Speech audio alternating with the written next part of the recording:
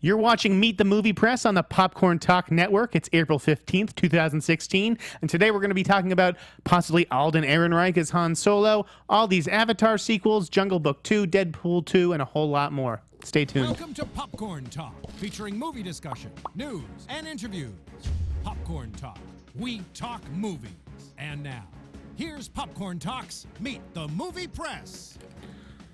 Woo-hoo! Good morning, Simon. Good morning. How are you? I am good. Hello, everyone out there. I am Jeff Sneider, host of Meet the Movie Press. Find me on @TheInSneider, all good stuff on the wrap. Simon, introduce yourself. I'm Simon Thompson, and you can find me on Instagram and Twitter @ShowbizSimon. Awesome. All right. Lots Short to talk but about sweet. this week. It was CinemaCon week. Oh my God, so much I stuff. wasn't there in Vegas, thank God, because I couldn't handle it again. How did they manage without you? Yeah, That's you know the what? thing. They did a great job. Yeah. My partners, Matt Donnelly and Mariah Doty, who I hope to have on this show soon. I hope to have all my coworkers on the show. Why not? They're all like working while I'm doing this. So. Why not? So it's hard to have two people up here, but I hope to introduce you guys to more staff members at the wrap soon. But we just picked up Mariah from Yahoo, and she literally started at CinemaCon, so I haven't even started working with her. We'll see if she's in the office today, but it's going to be fun. Kind of cruel, though, getting someone to go, first day, hey, right in the deep end of Hey, the it's pool. sink or swim. There you go. They did a good job. They did a very good job in Excellent. CinemaCon. There was a ton of news coming out there, but we're going to begin even outside of CinemaCon. Okay. Is there life outside of CinemaCon? Apparently there was this week. okay. Word on the street. Yeah. Alden Ehrenreich, frontrunner to play Han Solo. What do we think, Simon? Personally, great choice. I like him in pretty much everything that he's done, and I've interviewed him a couple of times as well. He's a really nice guy. I think he fits the characteristics of Han Solo. You could see him being a young Han, having that kind of... There's a cheekiness about him, but the intelligence and the broodiness as well. I loved him in Beautiful Creatures, which was a film that hardly anybody saw, based on the young adult novel. Criminally wasted and criminally overlooked in that, but brilliant in Hail Caesar. I think he's great, and he doesn't come to that galaxy with too many films under his belt, so he's still quite fresh. He's not coming with a lot of commercial baggage, which I think will give him more room to play. I think it's a really, really good... If he is indeed going to get the role, hooray. No, I think it's a great idea. I think it's a decent idea. It didn't have me doing backflips. I wasn't like, oh my God, this is so awesome. I do think he was the standout in Hail Caesar. I really liked him in Tetro. Yes. Which is, his first film, right? Yeah. I think he was, yeah. The Coppola film. Yeah. And he, this kid has a great story being discovered in a bat mitzvah video by Steven Spielberg. Yep. Like, it is the stuff of legend.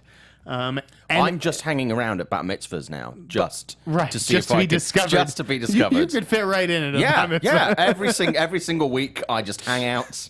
Bat mitzvah crashes.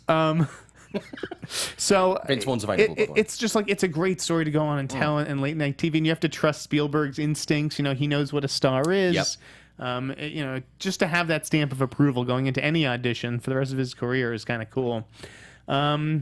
As far as the work goes, I didn't see Beautiful Creatures. He looked vanilla and generic, and like there wasn't much going on behind the eyes in the trailers for that film. Like I just couldn't. Yeah, that romance didn't intrigue me, so I didn't see it. It's not a great movie, but there are a lot of people in it that are great. But you think he's very good in it? I think he was great. He was definitely one of the standouts. Interesting. One of the high points, one of the reasons to see the film. And it was a film that unfortunately hardly anybody saw, and it killed what would have been a franchise for him. I bet a lot of people are going to go back and check that out, though, if he is in fact cast as Han Solo. As far as him fitting the character, I don't think you're never going to find a new Harrison Ford outside of Chris Pratt, really, and it's not like he was going to be able to do this. No. Already doing Guardians, so. Of the contenders, I was rooting I think more for Taron Egerton. I thought he'd be really good. Would have been great, but I think he's just too busy at the moment with he's got several projects lined up. That's fair, and the Robin Hood thing, and last night I saw Sing Street, which was delightful, and it was my favorite performance from Jack Rayner, who was also a finalist. Yep. And I think he has a little bit more of this like rugged quality that I don't know if Alden has. He's kind of like a pretty boy, which is not how I see Han Solo. But on that, the thing is that Harrison Ford becomes rugged. But if we're seeing him as a younger, we don't. In order to believe that he's a young Han Solo, we don't want to see him bitter, jaded, rugged, like That's he's been dragged true. through. That's we a want good to point. see him evolve.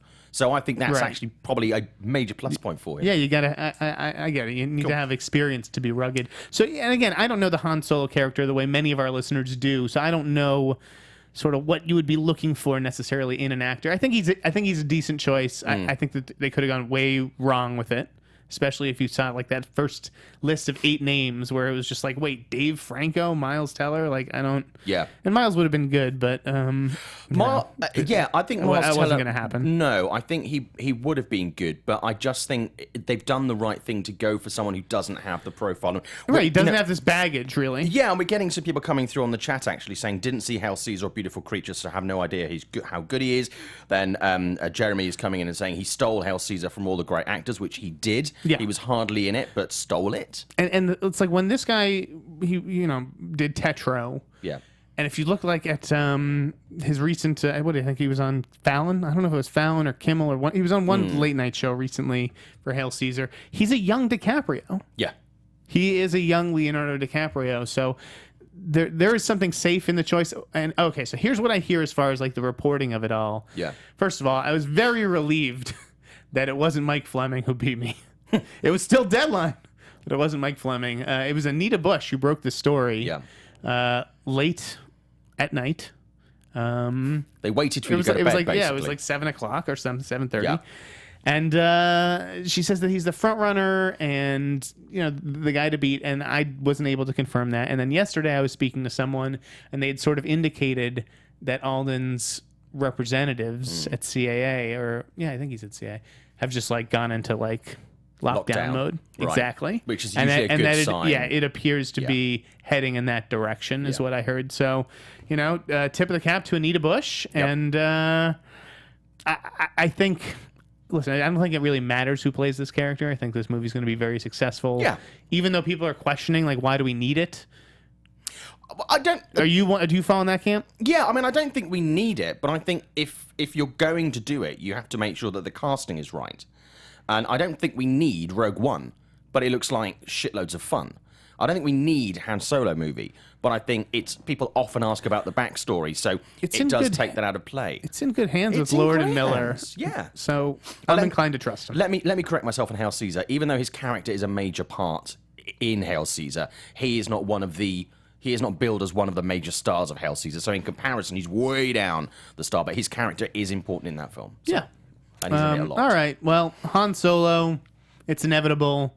Seems like Alden's the guy. And it's really nice to see people moving away from this predictable casting that we're seeing in Hollywood at the moment. A lot of them, where it's Channing Tatum or whoever is attached to every single, Chris Pratt is attached to every single project, whether or not they're actually going to be the final one. It's actually nice to see Hollywood going. Hollywood always complains about a lack of fresh talent.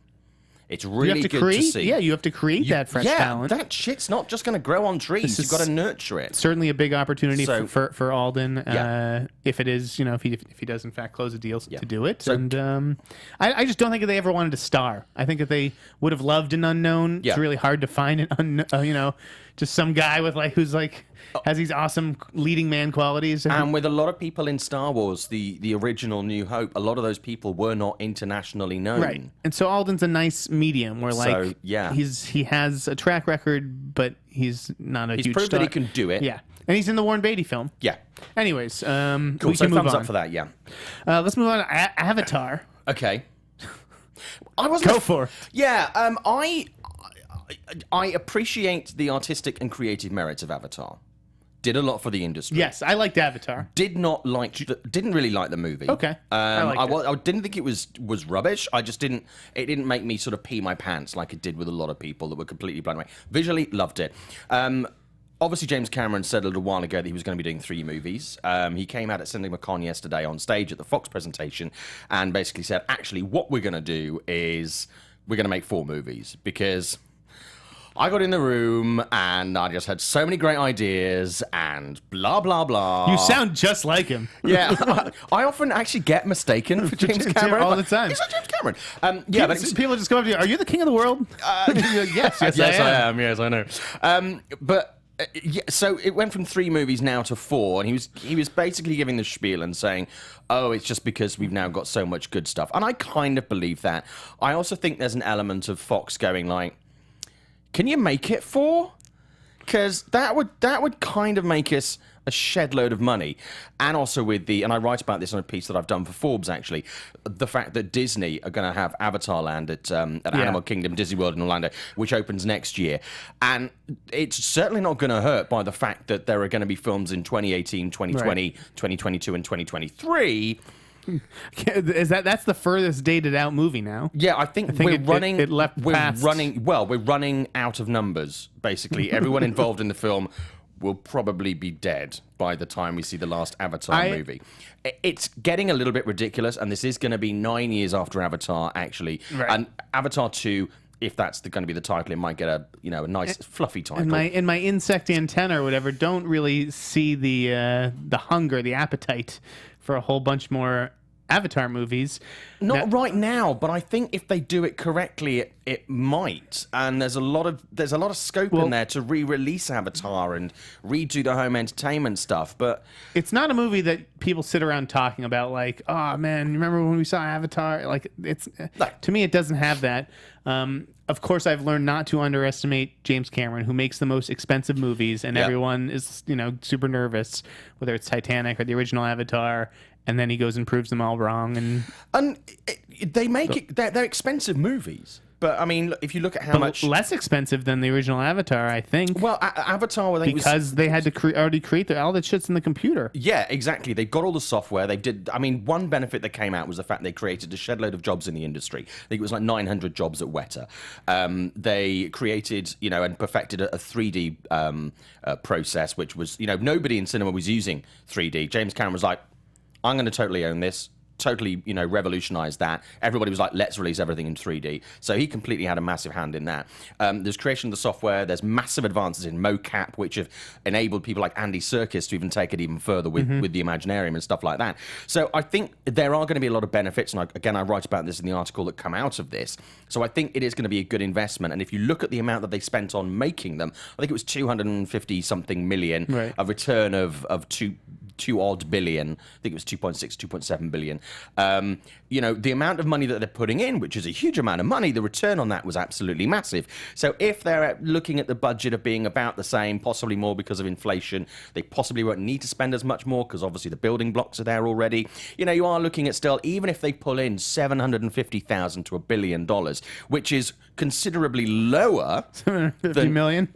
750 million? Million. Yeah, million. Million thousand. Yeah, God, just numbers, maths. Stop with the maths. It's still going to make a huge amount of money, and it's still going to be hugely profitable. So there's still going to be part of me is just like laughing at the idea of like 4 gigantic Sam Worthington tentpoles. But someone's just Mac Tilley said in the chat room, Sam Worthington is probably the happiest man on earth right now. Sure. Yeah, I mean, he's not the most enigmatic actor. What's funny is when sequels like this are announced, people are typically yell at the studio and they're like, "Oh, that studio's so greedy" or whatever. There wasn't any of that on this, and I don't know that they're coming at it from a place of greed. I think it's just like Cameron's this madman.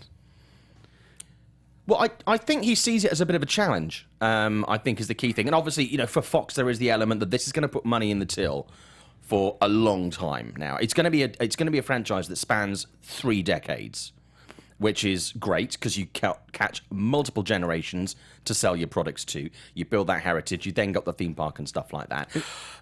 I don't think it's greed. I think it's because why not? I stood up in the newsroom yesterday and just thought it was preposterous and was like, before we start announcing 4 movies, why don't you just make one? Just show me one Avatar sequel, and maybe even a second one before we start talking about 4 and 5. Yeah, I mean, I think they might have been over keen with these. But do you know what? If Fox think that they've got 4 good movies here with James Cameron tends to know his shit. I mean, Titanic could have been a massive disaster. You remember the horror stories that came out around that when that was being made? Like, oh God, it's so expensive. How's it ever going to make its money back? I always wonder, if I was a trade journalist back then, would I have jumped on that bandwagon or would I have tried to defend it? It depends on how much Marvel were paying you Right, that's true. on your story. You know, their last check bounced. Yeah. At Marvel. Yeah, so I mean, does it excite me? No, it doesn't. I'm not a massive fan of Avatar, but Okay. I do have enough faith in Fox and enough faith in James Cameron to say, do you know what? If you think you can do it, let's just leave it with you guys. Let's talk about Spider-Man. Yeah. He's coming home. He is coming home. In He's more ways than homecoming. one. Homecoming Yeah. is the title. Is there a colon in there? I don't know. There was no colon on the art that they released, that No, like there logo. wasn't. So I But think all it's the trades just have been writing it. seemingly Spider-Man with the Homecoming. Spider-Man Homecoming. Or Spiderman. Spiderman Homecoming. Either way, that is the official title. And then we had news that Michael Keaton is in early talks to play a villain Yeah. in the film. Please and let that be one And that villain. was from Variety, from our pal Justin Kroll. Yeah. I texted him congrats. And the Vulture is what Devin Faraci says. The Vulture is going to be a villain as well. Maybe not the villain, Yeah. but a villain. Okay. And is it possible that Michael Keaton is playing the Vulture? Yeah. Okay. Here's my take on this. One, just let there be one villain. We've learnt. This is a superhero movie, Many Simon. times. This is a comic book movie at Sony, which means there will be 2 to 5 villains. When didn't multiple villains work? Amazing Spider-Man 2, Spider-Man 3. When did they work? Batman Returns. Yeah, but that's. I think Batman Returns is a bit of an enigma because also that is Tim Burton. Tim Burton knows how to juggle that shit. Tim Burton's juggle that shit. Hitting cinemas he's a 2018. I more often than not, it goes horribly wrong. And I would like them to spend more time. I mean, it's not up to me ultimately. They don't care what I say. But I would like to see them spend more time on one really good villain than try and incorporate multiple villains. What if he's not playing the Vulture? Well, I'm wondering about the Vulture thing because are they just thinking, oh, it could be it could be Vulture and it could not be Michael Keaton. It could be Michael Keaton and not Vulture. Are people just thinking Michael Keaton, villain, and Vulture because he was in Birdman? I just think it's just the suspiciously close timing of the reports. Yeah. It's no more than that. I was sort of saying, well, what if he's Norman Osborn? What if they're going in that direction again? Yeah. Or maybe they're trying to distinguish themselves from past films. What if he's J. Jonah Jameson Yeah. and he's evil? Yeah. I mean, I loved Fred Molina as Doc Ock in Spider-Man 2. Yeah. Seriously, I absolutely love him. I love that film anyway, but he was awesome in it. I would love to see them, and they did hint at this in The Amazing Spider-Man 2, Doc Ock returning. Oh, what if Michael Keaton was Doc Ock? Well, I think he would nail that. He would be really That'd be good. fucking cool, man. And we haven't seen him playing that kind of like batshit crazy scientist kind of thing, which I think he could have huge fun with. Bring a little bit of Beetlejuice, a little bit of his Birdman persona, a little bit of Tortured. I think it would be great. A little bit of Mr. Mom. No, maybe not Mr. Mom. I'd say Desperate Measures. Yeah. Naming Michael Keaton films. A little bit of Batman. I want to see that home invasion movie that never got released. Oh, God, which one was that? It was him and another guy, and they I don't know if the girl's blind or whatever. I don't know if it's I think it was called. I don't fucking know what it was called. Anyways, Blind Batman Break-In. that's Mr. exactly Mom. what it was. Yeah. Anyways, very excited by the possibility of Michael Keaton He'd be a great doing that. And oddly enough, it was funny when I reached out to Sony to sort of try to confirm this news. They send you to Marvel now. Just letting you guys know that. Sony was like, don't ask us. Well, we know. Pretty interesting. Yeah, well, it's interesting times with that kind of thing because obviously we know that Spider-Man is in Civil War. By the way, you saw that this week. I hate you. Yeah, we are going to talk about it a little since the embargo has lifted. I know you haven't seen it. The spoilers will be light. That will probably end the show with a quick little Civil War. I'm so desperate. I'm so desperate to see that. But there are and I know the Russo brothers worked very closely with Sony and obviously Marvel to where they wanted to take that character. There is, I think, it's very much a case of whether you're Disney or whether you're Sony. Marvel is that little grey bit in the Venn diagram where they're the ones that say yes to We're talking about stuff. Venn diagrams and shit. Yeah, up in here. maths, Venn diagrams. It's like you got it all High today, School buddy. Musical. I know. Seriously, if you want a little bit of I maths just on thought a it was. Friday I morning, just thought it was interesting. Like, I don't know who is making the deals. Is this because it is a Marvel co-production? Is it Marvel or is it Sony's business affairs people? I don't even fucking know. I think all the eggs are in Marvel's basket, and people get to go and take one out every now and again. It's like toys in a box. They get to take a toy out, and they have to put it back. They hold all the strings. Again, I don't know all the ins and outs of that arrangement. It just strikes me as peculiar. All I know is that I've been to Marvel, and have you? Yeah, I was there for the Russo brothers conversation, show off. and that shit is on lockdown. Seriously, you go through the doors, and it's like, if you overhear anything in here, you can't talk about it. If you can't take pictures, that kind of thing. They're understandably and quite rightfully so super protective. Bad Robot's the same way. Yeah, and by the way, I can't imagine a cooler office than Bad Robot. Oh God. I might actually pee my pants if I went out. I'm probably going to pee my pants a lot. But speaking of peeing pants, hey, did you read Jordan Hoffman's thing this week? Oh, man. Okay, guys, if you're out there, I mean, Jordan Hoffman wrote a story about how he was supposed to interview James Cameron back in 2009 or whatever for Avatar, and he had to move his bowels. Okay. And so he's waiting to move his bowels like all day as the publicist keeps calling him. It's like James Cameron is about to, and I don't know if his bathroom is broken, so he had to like run across the hall to a neighbor or something. But like he basically said he ended up crapping his pants, literally. Well, waiting for James Cameron to call. Well, do you know what? Shit happens. Indeed, it does. It's like I've been there too. Not quite there. I've never had that experience, but I've been in that situation where you're either on the toilet or about to use the toilet, and somebody's calling, and it's like, I hope they don't hear this or are listening. That's right. Half the time you're talking to me, Hollywood, I'm on the toilet. You don't tell them. No. They're just like, where are you? And there's Spielberg, an echo. I'm really sorry. I'm just taking a dump. Can you give me 5 minutes? I'm just saying, this is human, and Jordan Hoffman had the balls to write this really funny story, and you guys should reward that and his honesty by looking at it. Encourage, by the taking article, a look. not the poop. Jay Hoffman on Twitter. Let's go back to the news. We got all kinds of sequel news. Jungle Book 2 is getting a sequel. Deadpool 2 is getting a sequel that's finally confirmed. This was pretty obvious. No? Yeah, I mean, a lot of these are no-brainers. I mean, Deadpool was so massively successul. Obviously, Deadpool is officially confirmed. This again was at CinemaCon. Tim Miller is going to return to direct. Can't break up that team. No, if it ain't broke, don't fix it. So I think that's a really good call. There's so much sequel news. There's the MIB 23. They've got a title for the Jump Street sequel. Right, that works. MIB 23. I think it works really well. It makes me wonder. I like the rhyming. I think there's going to be a lot more Channing Tatum and Jonah Hill in it than perhaps we initially anticipated. So I think it's going to be interesting to see. They're the stars of the movie. Yeah, and they enter the MIB universe. And James Bobbin tends to do some really good things artistically with these previous films that he's worked on. All I know is that fucking Rhys Darby better be in this movie. I'll probably squeeze him in somewhere. Yeah. He's great. Yes, but yeah, so a lot of sequel stuff this week. Jungle Book sequel, not really surprised, having obviously both seen it, and the fact that we both thought it was fantastic, great movie. It's seriously the good. numbers keep going up from what I can tell in our box office team. I think it's easily going to make $1 billion.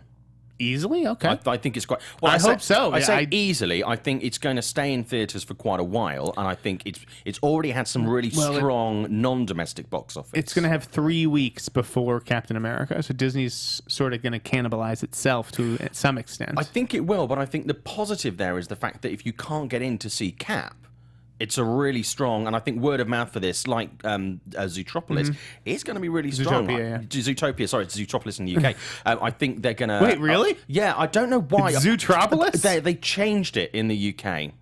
That is fucking bizarre. Yeah, they came out with some reason, said, it's because we thought it worked better in the market. I'm like, does Zootopia remind them of Utopia, the show? I don't know. I think everybody kind of, all the trailers that were being put out was the original title, and the title that's kept over here. And then they changed it for the UK market. But anyway, I digress. But yeah, I mean, so it's I think it's no real surprise, and I think what they did with setting up how this film ends. They obviously changed the ending. They set it up for a sequel. They use elements in the first film of a number of the stories, and I think there's enough there to play with, but also to open it up and create some new stories within the Jungle Book world. Do you think that Mowgli will still be like the focus of the Jungle Book 2, though? I don't know. The difficult thing there will be the fact that he is a child of a certain age who I think will grow up quite quickly. Look totally different. I interviewed him the other week, and he said even on that set, he wears a loincloth for the whole thing. They had to keep making him fresh loincloths and new ones because he kept growing out of them. He's a growing boy. So I think if they don't start work on it very soon, he's going to look very different. And unless that's what they're going for, right, it's going to be a struggle to get it all done quickly and then him actually look... And how old is he? I would say not teenagers, so sort of around the 11, 12 age, I think. Someone might want to correct me. Well, I'm glad that they're bringing back Favreau and Justin Marks. I mean, I just really thought Jungle Book was terrific. If you have kids, take them to see it. The movie... A little bit dark and scary in places, but... You see, you took the words right out of my mouth. It's funny, one of our reporters, Beatrice Verhoeven, is writing a story about how Disney movies seem to have gotten darker lately. She spoke with like a child psychologist about it. And interesting. Yeah, like I don't disagree. I think that kids are exposed to darker things these days just from technology, at a younger age. Yeah. They're like aware of the sort of bad shit in the world because I think it's unavoidable with the internet. But well, I mean, when I went to see Deadpool opening night in theaters, it had kids in there who were barely middle school age. So I'm talking about 10 years old. So I think if people are taking their kids to see Deadpool, they're going to handle Jungle Book okay. But I think the real selling point for me is the fact that if you're a parent with kids, you've got to watch quite a lot of shitty films.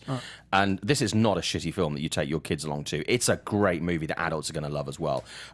Seriously, it's one of the best films I've seen in about the last 6 months. I loved it, and I was not expecting to like it as much as I did. Let's talk about some other stuff. Another sequel that has been discussed this week. Kingsman? Is that where you're going? I was going to call bullshit on this one. Warren Beatty...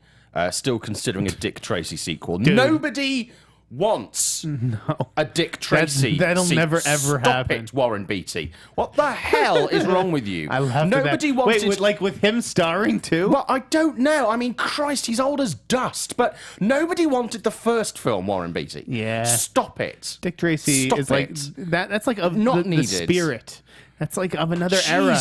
All this, I'll tell you, half the shit in development at studios, Buck Rogers and things of that nature. No. Make a Manimal movie. Alan Quartermain. Yeah, no. Such weird shit. It's in development. Okay, thank you for bringing that up. That's all right. Let's talk about Kingsman. Yeah, sequel I'm looking forward to. Elton John in talks. Yes. We don't know in what capacity. He could be playing himself. He could be playing... The Piano Man. Who knows? A Rocket Man, an evil villain. Channing Tatum, though, however, going to play a Southern gentleman, from what I'm told. It sounds like that's the U.S. faction of the Kingsmen, if you will. Pretty cool, huh? I think it's a great idea. I mean, I really liked Kingsman. I thoroughly enjoyed it as a film. I thought it was a great idea. I think it played with a lot of conventions of kind of that genres, very, very nicely. I thought it was really nicely written. I thought it was really well directed, and I thought it was brilliantly cast. I've watched that film a number of times afterwards, and I still enjoy watching it. I'm genuinely excited for this sequel, and I think now that they've proved, obviously, the first film was a hit, they can have a lot more fun with it, take a few more risks, and make it much bigger, but without losing that kind of integrity and originality of the original one. And I think this could be a very strong franchise, and it's a Fox film, so I think they're going like, again, it's like this is quite a solid one for us to kind of hang our hat on. And it's great. I mean, if they bring Colin Firth back in whatever capacity as well. Don't you think that's a little cheap, though? I'm just not a fan of you deliver this big emotional moment in one movie and then in the sequel you completely kind of negate it. Like, what are the stakes? What are the rules of this world? I don't know. Yeah, I mean, no, I absolutely get that point. I'm just kind of thinking that within that world you can fake deaths, you can make it look, and there'll be a reason for it. And I think it would be great. I mean, he was such a major part of that film. And they never showed him getting And they did buried. never show him actually dying. Fair enough. So I guess you're right. It's been a while since I've seen it. Yeah, I watched it again recently on cable, and it's still a great movie. It's so solid. So I love Channing Tatum. I'm just like the whole cast. really love Channing Tatum. I like him in supporting roles too. He was again Hail Caesar. Going back to that, he Haywire. was awesome in that. Yeah. I just that should be an interesting way to sort of spend the time as he's waiting for Gambit to come together. Plus, they have Halle Berry, Oscar winner, Julianne Moore, Oscar winner. They were, from what I was told, they were going after Jared Leto for that Channing Tatum role, Oscar winner. Like he's got and Colin Firth's an Oscar winner. And is anyone else in this movie an Oscar winner? Okay, let's see. What else is going on? Speaking of Oscar winners, Ben Affleck. Yeah. Ben Affleck directing. Wait, yeah, he does have an Oscar for writing Good Will Hunting. I was like, he's going to be directing the Batman standalone movie. Yeah. Now, this is obvious. It's not necessarily news. We've all sort of assumed that he was going to do that anyways. Yep. When he signed on to play Batman, the contract included an option for him to sort of make his own Batman movie, right? Yep. But it had never been confirmed. And people are still debating whether it has. So at CinemaCon, Kevin Tsujihara took the stage. He was listing off all the DC movies with their directors. Like, oh, we're making an Aquaman with James Wan, and we're making, whatever it is. And then he said, we're making Batman with Ben Affleck. Yep. And some people just took that as with Ben Affleck, as in he's starring and writing in it. So other people took that as, if you follow the pattern, he's the director. And so there was a civil war in our newsroom, and I heard that there was also one in other trades, where just like half the people who were in the room saying he never said it, and then the people back in LA on Twitter being like, everyone, the internet's lighting up. He said something, and eventually a Warner Brothers spokesperson clarified everything. But it was like after all that confusion of the last few months of what Affleck's role would be, that Warner Brothers and DC still managed to basically botch this announcement. It wasn't clear. It was not clear, but I think everybody did just assume that if there was a Batman movie, Affleck would want to direct it. I think it's a good call. He is a good director. I know, and he clearly loves the character. Did you see my tweet?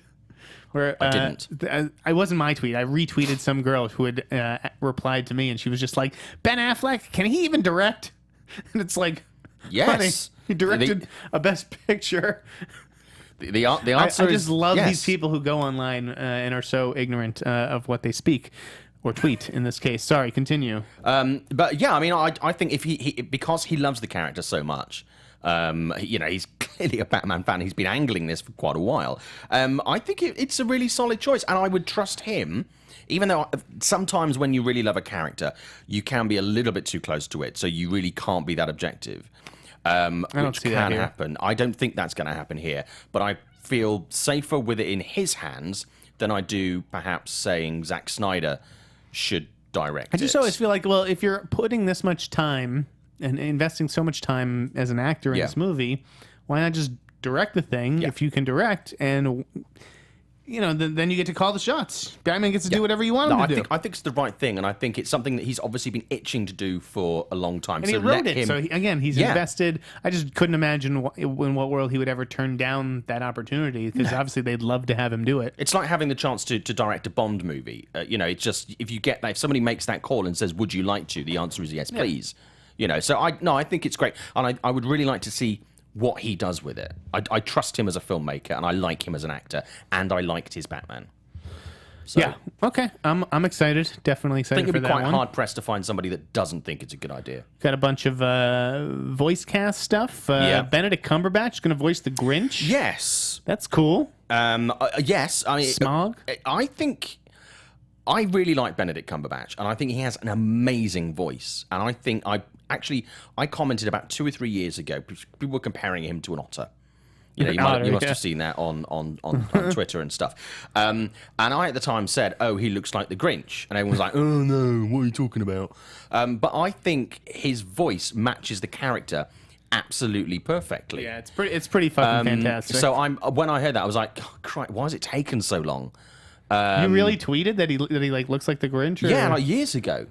Oh, dig that up. That's like spot on. And I think it's like the time that I told. You called that. Bates Motel, the boy who plays Norman Bates. Yeah, totally Freddie forgotten. Highmore. Yeah, I remember years ago I was doing the junket with him for August's hour. Okay, yeah, I know what you're talking about. And I said to him, I was talking to his dad, who was his agent, and said, we're worried about doing too many, sort of younger films and romantic films. What do we think you should do? I said, I think he'd be great to play a psycho. And who did he end up playing? Norman Bates. Wow. Psycho. So cool. I don't want to say that I'm basically a wishmaker in Hollywood, but I kind of am. More Illumination news that was really cool. Yeah. Didn't see this coming.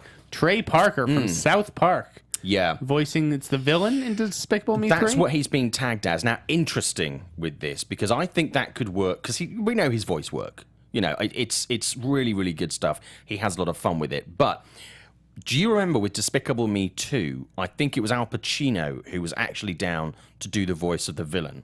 And then that got completely scrapped. It's true. And Went it was to Ben Benjamin Bratt. Yep. So he ended up being... But, I mean, Pacino recorded all of his lines. It was all done. And it was, it's not the first time that someone in a movie has been cast and it's like Ben Whishaw took over from Colin Firth and Paddington. That's right. And these people had laid down a lot of their tracks. Voice. So I think right now, that's a really good call.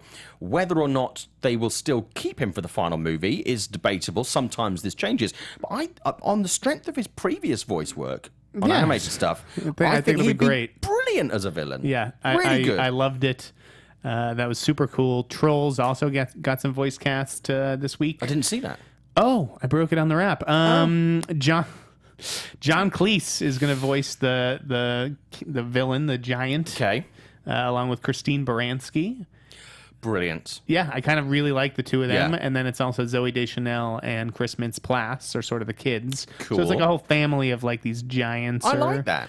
It's a bit different. They got Jeffrey Tambor and Quvenzhané Wallis, who seems, born to have voiced a troll. Yeah. Right. I don't know how that sounds, but I just meant with her the hair and everything. Yeah. Live Peter Pan reboot this week. Yep. We didn't even follow on this, It was a lot of people, it went out there and it was on quite a few sites, but I think at the moment there are a lot of these movies that are being taken from animated movies and turned into live action films. And I think at the moment they need to slow down the announcements on these. Well, I agree. Because there appears to be they're not announcements, they're leaks. Yeah, they appear to be like every week there's something that's coming out. And they're all in the Hollywood Reporter. Yeah.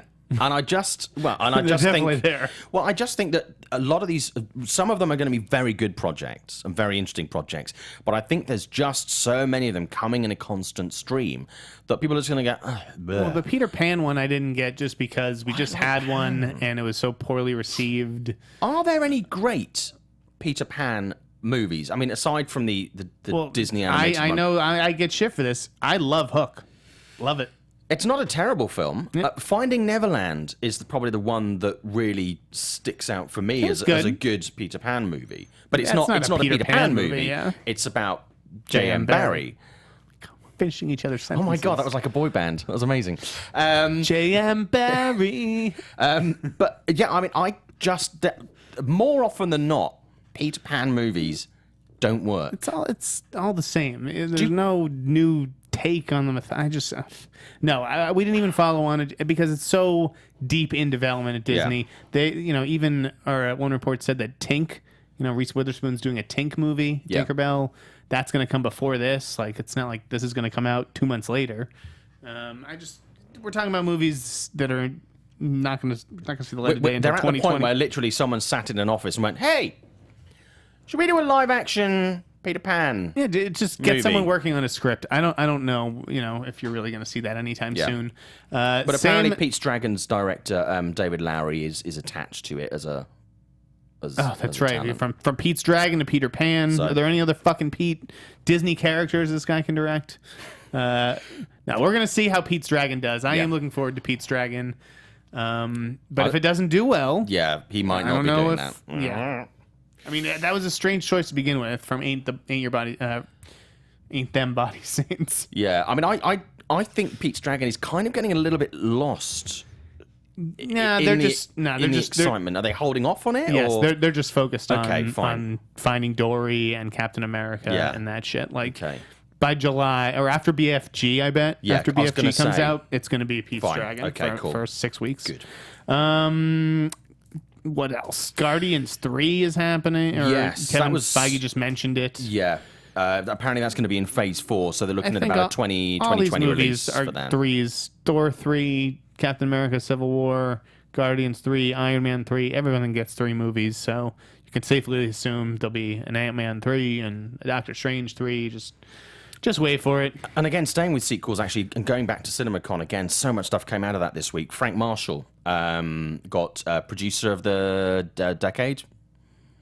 Was the award, I think. It was referred to in a number of different... literally 1,000 fucking awards. Yeah, it was referred to in a number of different ways on different publications. And what did he say, Sam? What did he say? What did he say? He basically came out and said, with Indiana Jones, you can only have Indiana Jones if it's Harrison Ford. You can only have Jason Bourne if it's Matt Damon. You can't recast those roles. It's not like James Bond. Until they go back on their word into more movies. I mean, I totally agree with him. Frank Marshall is like, listen, nice guy, brilliant producer, not someone I'm listening to when it comes to press. Well, I think I'm sorry. No, but I agree with him by the fact that these are very iconic people. But you know, Matt Damon absolutely can go on and make a few more Jason Bourne movies. Jason Bourne is coming out this summer. I'm sure it'll be very successful. There's a lot of excitement about it. Harrison Ford is 73. Harrison Ford can't go on as Indiana Jones forever. Right. And Disney have got a lot of money. Right. So what do they do? In that. So they have to. Do they do something on his son or nephew or whatever? Well, they either do that, Jimmy Jones, or they. Yeah, but I mean, he can't. He's 73. He can't keep being Indiana Jones. So they either go, we're going to put this franchise to bed, or they find a way of keeping him in it some way, and they do hand it down to someone else. So I absolutely admire the comments that come from that, but he's 73, dude. He can't be Indiana Jones. A friend Forever. of mine, a friend of mine has a great idea for the Indy franchise. Okay. Just, imagine a take, focus on Marion. Yeah. That's how you get into it. Yeah. Anyways. Someone said live action Toy Story like, coming in 2045. That's from Avery Johnson on the chat. What? Live action what? Talking of Disney movies being turned into a live action Toy Story. Yeah. That's Do you know what? That's not true, right? No, it's not. It's not true. Wait, but, what? Well, I say it's not true now, but if somebody from Disney was going, hey, you know what? That's not a shitty idea. Alden Ehrenreich to play Buzz Lightyear. Breaking. Harrison Ford to play John Wick. We got to talk about some other shit. Let's see. Jason Statham going to fight sharks in Meg. I love this. I know you do. Seriously love this. I mean, A, he's a bald fella. B, he's British. He's Jason Statham. You are Jason Statham. That's your fucking... Right, you slag. Jason Statham would be man versus prehistoric shark. What is not to like about that? It sounds like a Sci-Fi Channel movie. It does, which is why I'm not enthused. Also from John Turteltaub, right? And this is a shitty movie, Deep Blue Sea.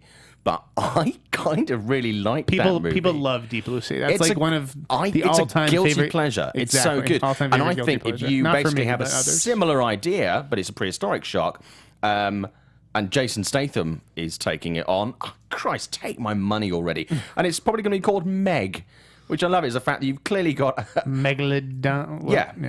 But they call it Meg, which sounds like a lovely little girl. I think that's... I'm more excited for the Blake Lively in The Shallows. Or The Shallows, sorry. Sharks are back. What was once in the deep is now in the shallows. But, come on. I mean, Jason said, take my money already. He's seriously, he's such a legend. I just want him and a shark in a cage match. Yeah, that's all you need. It's going to be great fun. Did you see the trailer for a little movie called The Neon Demon? Yes, I did. Yeah. It's from Bold Pictures. Is it? Yeah, it's Gary Michael Walters' company putting it out.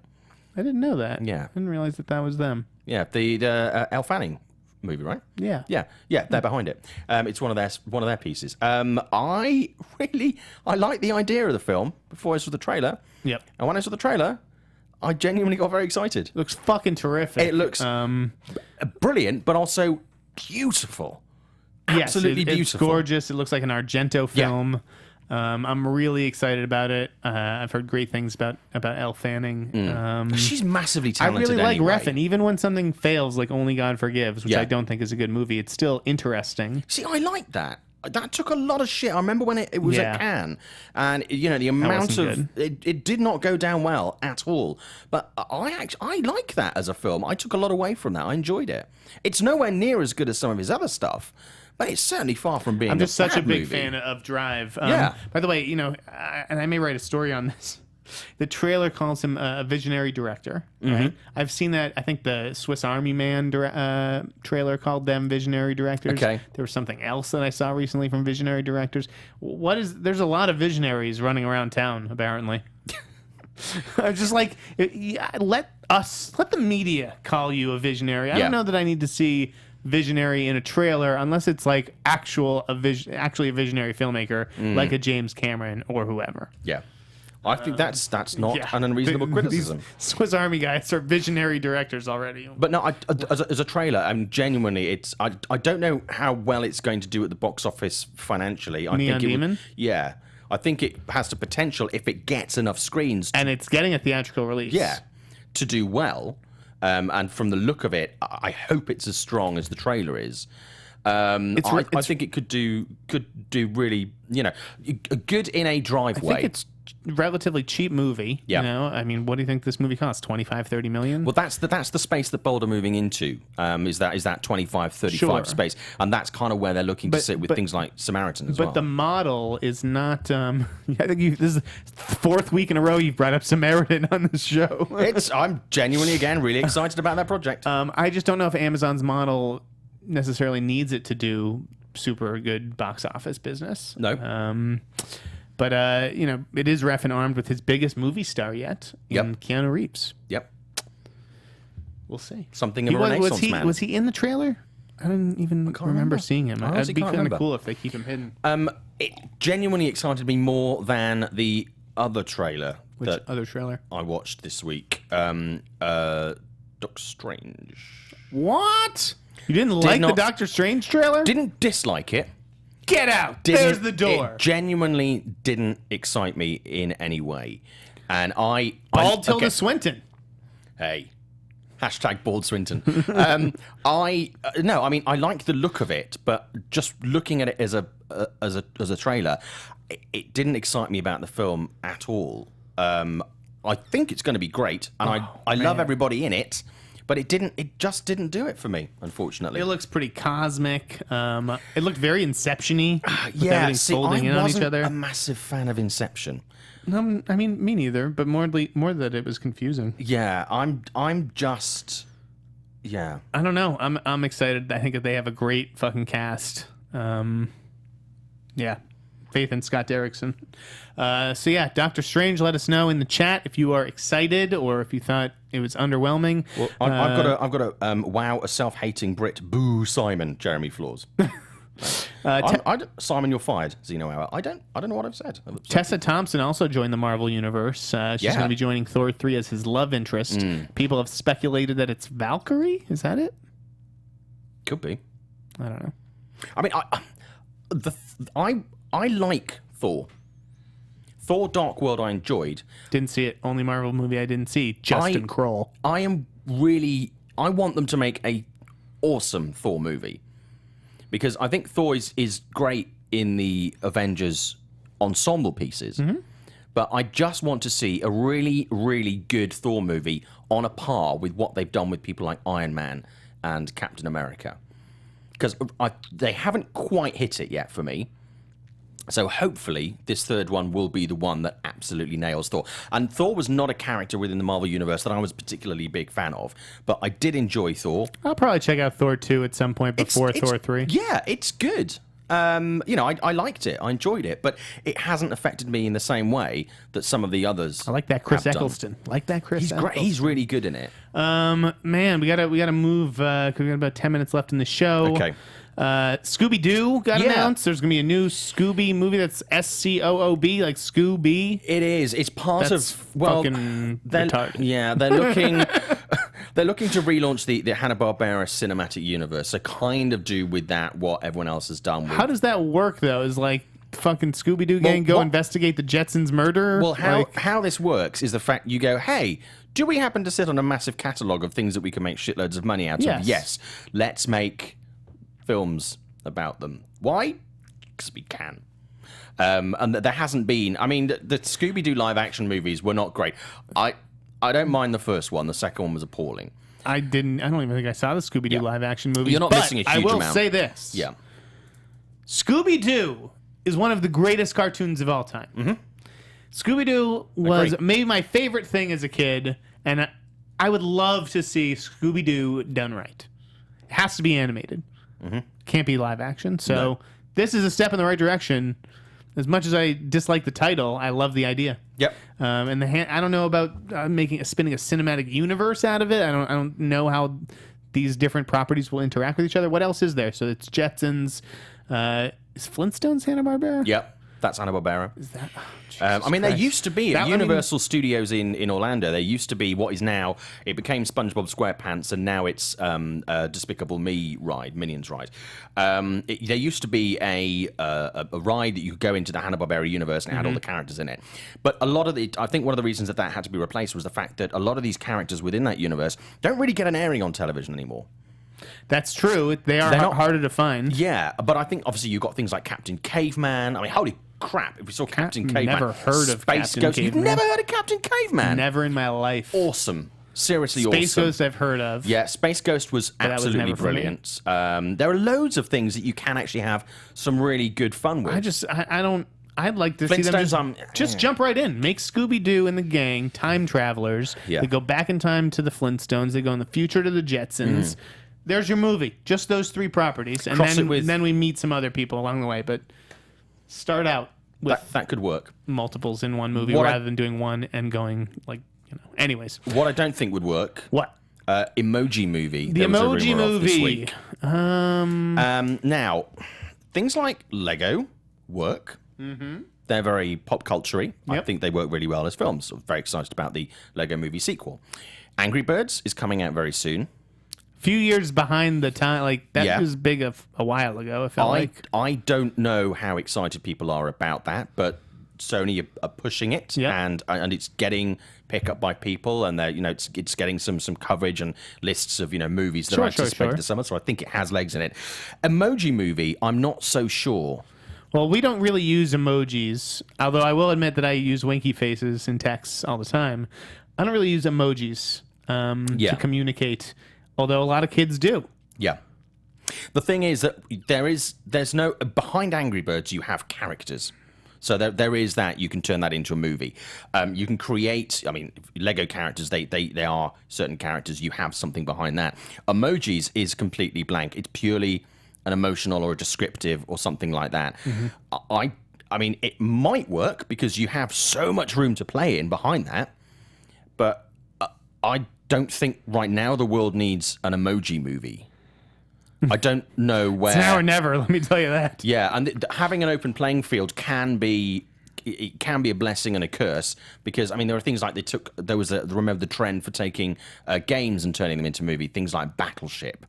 Stuff like that didn't work. Tomorrowland took a part of a theme park, turned it into a movie. Yeah. Almost worked, didn't really. So I think when you just take... And this week there's Magic Castle movie produced by Ridley Scott was announced, which is based on the Magic Castle members club here in LA. There was a report last night, I think, that Legendary is moving on the Pokemon rights.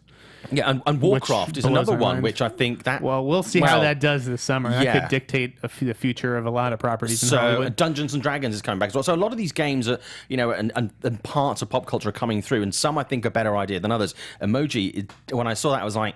I don't know. Yeah. And you got word that the Highlander reboot is on again? Yeah, apparently so, because Cedric Nicholas Troyans is doing media at the moment. Yep. And he basically was asked about the Highlander reboot, which he's been attached to for quite a while.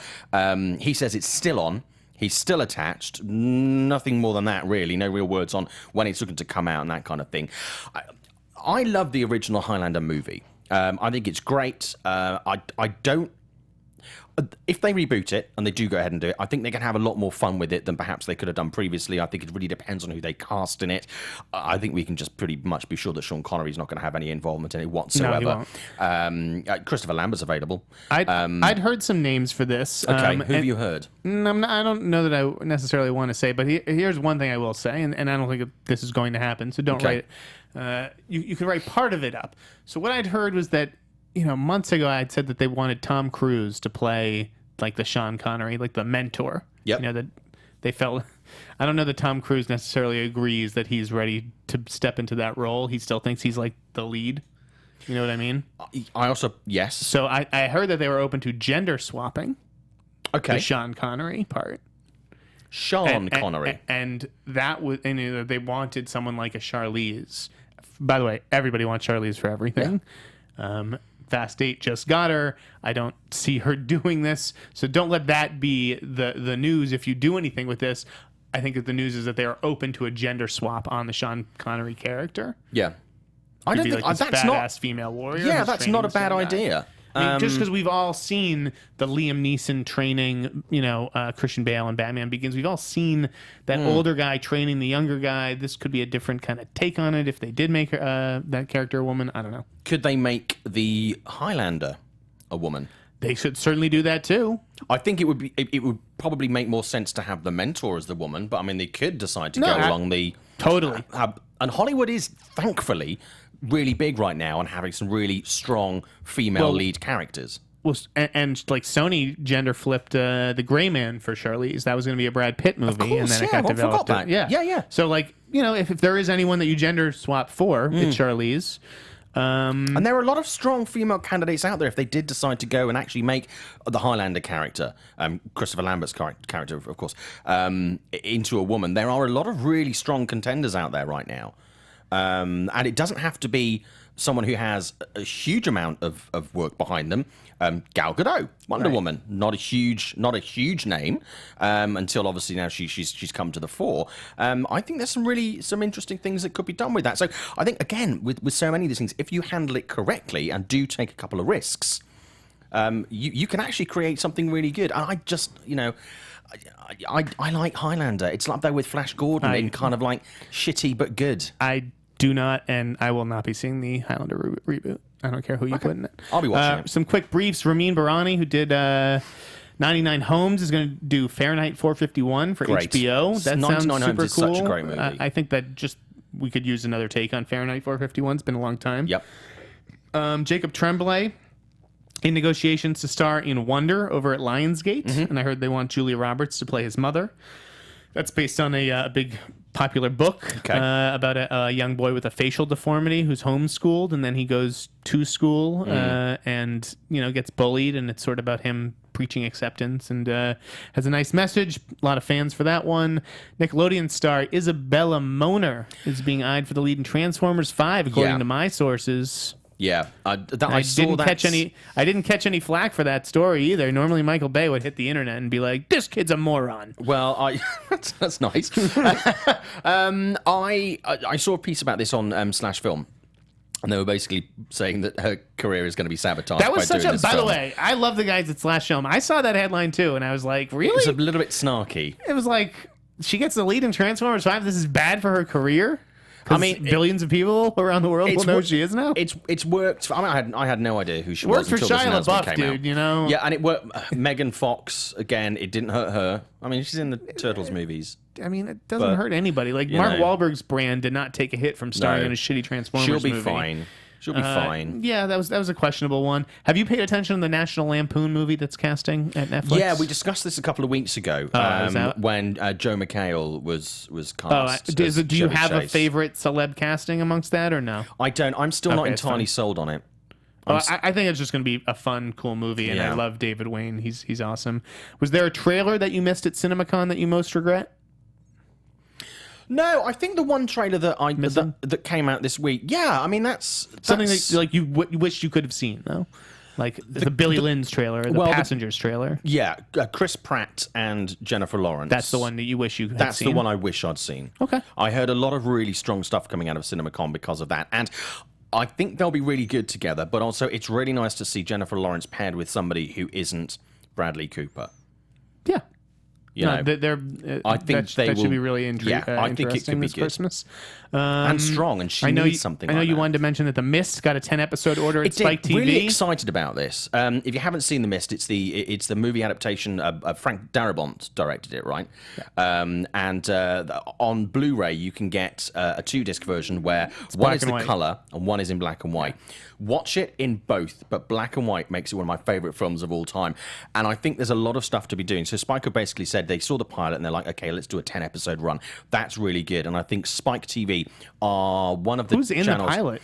Well, what do you mean? I can't remember. Is it, what do you mean? They've seen, like, they shot it already? It's cast? I think they either ordered and saw it, or they just ordered the pilot and went, actually, let's just go to 10. Okay. But it's going to shoot this summer. It's going to hit TV in 2017. And I think Spike is probably one of the networks that hasn't produced a huge amount of original content of this type that I think they could do it. But I think it's a great place to have it, and I think they're going to potentially put... You don't agree? Yeah, I think they could potentially do something strong with it. Can't watch everything, guys. I will not be watching The Mist. I don't watch things on Spike TV. You got to take baby steps. You know, learn to crawl before you can walk. And The Mist, I know you said it was one of your all-time favorite movies. I love it. You're absolutely insane. The Mist was not a good movie. I love... Why? Oh, Why God. do you say that? I hated The Mist. It was the most bleak, depressing thing. Oh, it was a fucking nightmare being with those trapped in that fucking grocery store with those characters. Do you just not like shopping? Is that it? Did you have a scarring incident in Trader Joe's? I have heard that the black and white, it makes it a lot seriously, cooler. it's super cool. Well, myself and Brian Fuller would totally disagree with you because here's a showbiz story for you.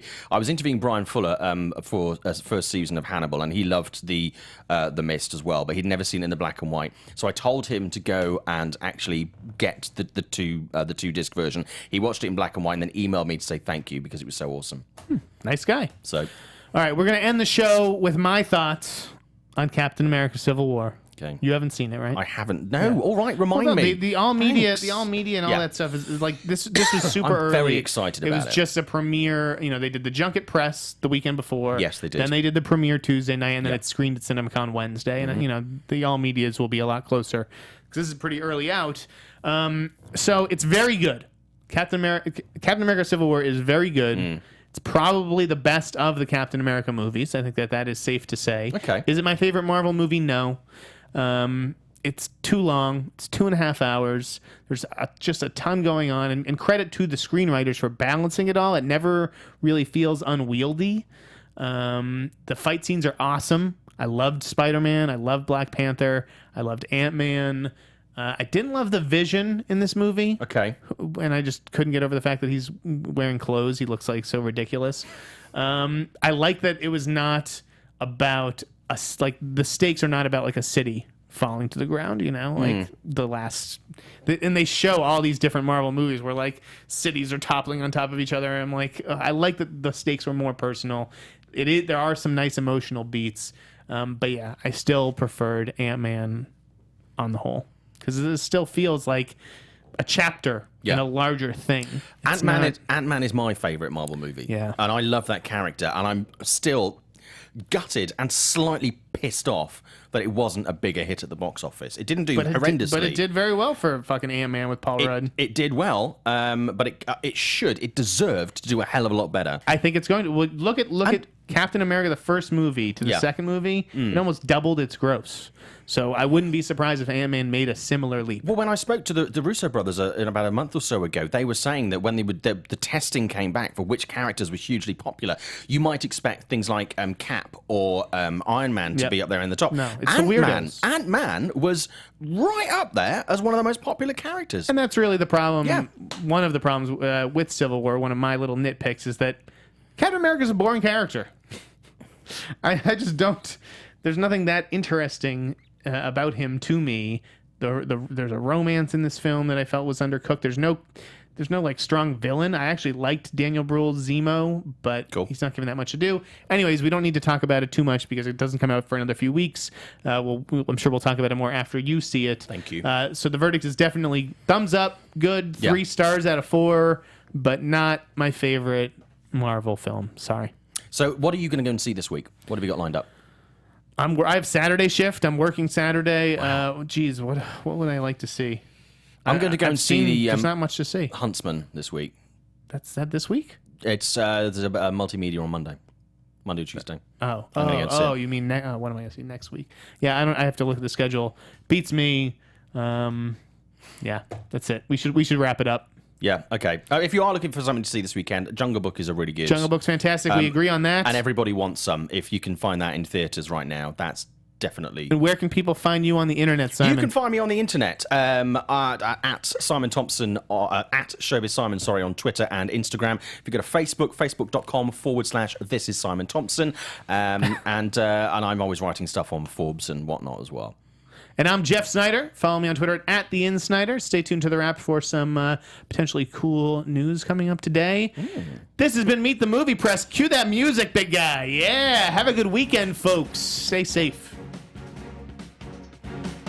From producers Maria Menounos, Kevin Undergaro, Phil Svitek, and the entire Popcorn Talk Network, we would like to thank you for tuning in. For questions or comments, be sure to visit popcorntalk.com. I'm Sir Richard Wentworth, and this has been a presentation of the Popcorn Talk Network. The views expressed herein are those of the hosts only and do not necessarily reflect the views of the Popcorn Talk Network or its owners or principals.